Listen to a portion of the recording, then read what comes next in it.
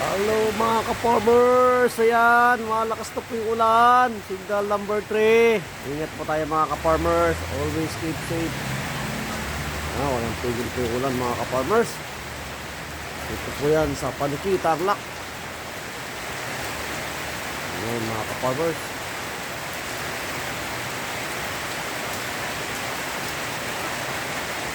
Signal number 3, Tarlac. Ayan ka-farmers. Malakas po yung ulan. Saka yung hangin po ka-farmers, medyo lumalakas na rin po.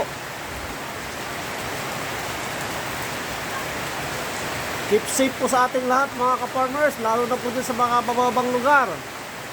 Sa Basyo, Katuray, keep safe po tayo ha. Ayan, malakas po ang ulan at ang hangin mga ka-farmers.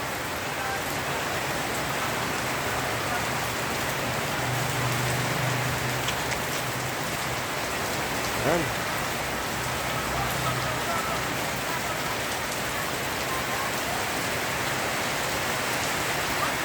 Ayan, palakas ng palakas. Sana wag namang bumaha mga ka-farmers. Kawawa yung mga alaga nating mga bibi, manok. OMG, baka malamigan na naman at malunod na naman mga ka-farmers.